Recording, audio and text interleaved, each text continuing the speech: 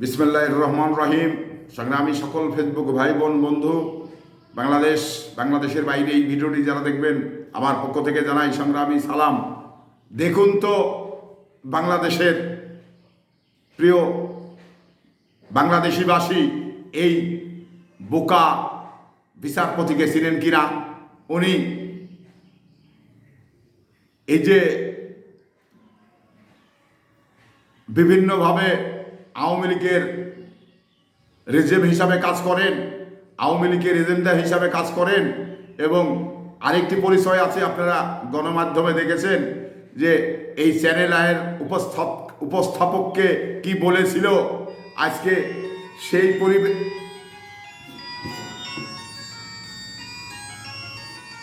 সেই জায়গা থেকে উনি এই যে টাকা পয়সা নিয়ে ভারতে পালিয়ে যাচ্ছিল, এই টাইমে তাকে সেনাবাহিনীর লোক ধরেছে।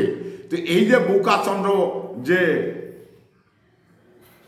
শামসুদ্দিন মানিক চৌধুরী, উনি সাবেক বিচারপতি, তো উনি বিচারপতি থাকাকালীন যে অন্যায় অবিচার করেছেন, এটা আওয়ামী লীগের পক্ষে এজেন্ডা বাস্তবায়ন করেছেন, এটা কিন্তু অস্বীকার করার কিছু নেই। এটা বাংলাদেশের প্রত্যেকটি মানুষ জানে। তো আজকে ওনাকে ধরে সেনাবাহিনীর লোক প্রশ্ন করছে যে আপনি বিদেশে পালিয়ে যাচ্ছেন কেন? তো বলছে পুলিশের ভয়। তো পুলিশের ভয় কেন? কারণ এটা কি জন্যে ভয়? আমি তো আসলে এরকম ভয় করতে হবে বা এই বিষয়গুলো এরকম মনে করতে হবে, এটা তো আমার কাছে মনে হয় না। কারণ কোনো মানুষের যদি ভয় না লেগে থাকে, কোনো মানুষ যদি অন্যায় কিছু করে না থাকে, তাহলে কেন এই বোকাচন্দ্র শামসুদ্দিন মানিক পালিয়ে যাবে?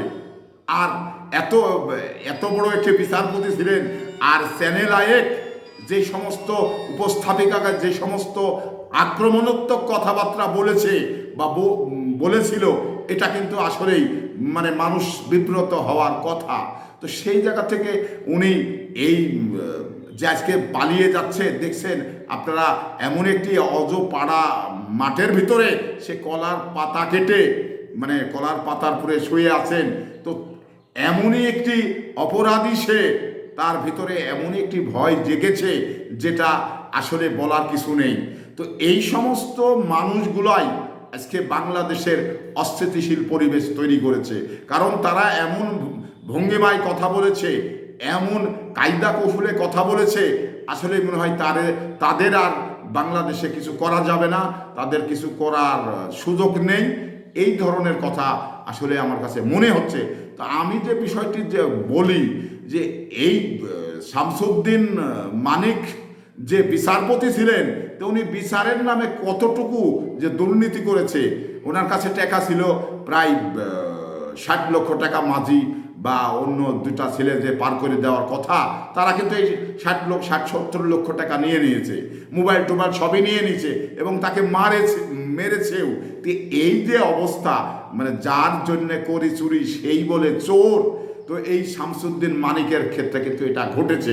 এই বিচারপতি মানিক ওনার আমলে যতগুলো অপকর্ম করেছে, যতগুলো আপনার অন্যায় অবিচার করেছে আওয়ামী লীগের পক্ষে, তো এই ক্ষেত্রে তার মানে আমার কাছে মনে হয় যে তার ফাঁসি দেয়া এবং আইনে ফাঁসি হওয়াটা খুব জরুরি। কারণ একজন বিচারপতি সে ক্ষমতার অপব্যবহার করলো কিভাবে, বিচার সম্বন্ধে তার অভিজ্ঞতা যথেষ্ট রয়েছে। তো সেই ব্যক্তি আসলে আওয়ামী লীগের এজেন্ডা বাস্তবায়ন করতে হবে, আওয়ামী লীগের রিজেম হিসাবে কাজ করতে হবে। তো এই ধরনের কেন আমি জানি না, কারণ তার স্বার্থটা কি আর কি স্বার্থের কারণে এই ধরনের মানে কর্মকাণ্ডের সঙ্গে সে সম্পৃক্ত ছিল। কারণ একটি সরকার যখন ক্ষমতায় থাকে, আপনি সরকারের সমর্থক হতে পারেন, কিন্তু একজন রিটায়ার্ড বিচারপ্রাপ্ত এত মানে সক্রিয়ভাবে আওয়ামী লীগের এজেন্ডা হিসাবে কাজ করতে হবে, রিজেম হিসাবে কাজ করতে হবে, এইরকম তো কোনো কথা ছিল না। কারণ তারা তো এমনি সম্মানী লোক ছিলেন বিচারপতি যখন, তাহলে সেই জায়গাতে তাদের তো এমনি যথেষ্ট সুনাম রয়েছে, যথেষ্ট মানে দক্ষতা রয়েছে। তো সে রাজনীতিতে যখন ইনভলভ হতে পারে, এতে কিন্তু আপত্তি নেই, রিটায়ার্ড হওয়ার পরে সে হতে পারে। কিন্তু এই ধরনের মানে নিজেকে বেশি করে এবং আওয়ামী লীগের পক্ষে বেশি করে বলে সে আওয়ামী লীগের খুব কাছে যাতে চেয়েছিল। তো এই যাওয়ার পিছনে যে অনেকগুলো কথা মানে বেপরদার কথা এবং মানে আক্রমণাত্মক কথা এবং মানে খাষ্টি কথা তাকে বলে, গ্রামের ভাষায় যেটা খাষ্টি কথা, এই ধরনের কাজগুলো কিন্তু আমরা মানিকের ক্ষেত্রে দেখেছি। তো সেই মানিক আজকে মানে জানের ভয়ে জেলখানায় থাকার ভয়ে আজকে কিন্তু উনি ভারতে পালিয়ে যাচ্ছিলেন। তো সেই অবস্থায় কিন্তু তাকে ধরা হয়েছে। তো এখন আমি যে কথাটি বলি, এই বিচারপতি মানিক উনি একজন বোকা মানুষ, না হলে উনি রাজনীতিতে এত বেখাপ্তা কথা বলতে হবে, এত আক্রমণাত্মক কথাবার্তা বলতে হবে কেন? এটা বলার প্রয়োজন নেই। কারণ এই মানিক আজকে জেলখানায়, তাকে যখন ধরেছে তাহলে কোর্টের মাধ্যম দিয়ে জেলখানায় দিবে। আর এই জেলখানা ওনার অন্যায় বিচারে কত মানুষ, নিরপরাধ মানুষ যে জেল খেটেছে, এটার বাস্তব চিত্র কিন্তু কারো যদি আপনি এতটুকু ক্ষতি করেন তাহলে কিন্তু আপনার সমস্ত আরো বড় ক্ষতি হবে। সেই জিনিসটাই কিন্তু এই বোকা মানিকচন্দ্রের ক্ষেত্রে এটা কিন্তু বোঝা গেল।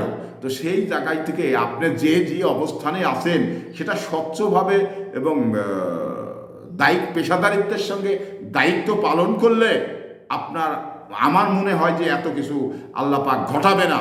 তো যারা অস্বচ্ছভাবে এই দায়িত্ব পালন করেছে, যারা আওয়ামী লীগের রেজেন্ট হিসাবে কাজ করেছে, কারণ আওয়ামী লীগের এজেন্ডা বাস্তবায়নের লক্ষ্যে কাজ করেছে, তাদের পরিণতি এটা হওয়াটাই স্বাভাবিক। কারণ আওয়ামী লীগ অন্যায় অবিচারে ভরে ফেলেছিল এই দেশটি, যার কারণে খুন খারাপি, আয়নাঘর ইত্যাদি বিষয়গুলো এই মানিক শামসুদ্দিন মানিক সাহেব জানেন।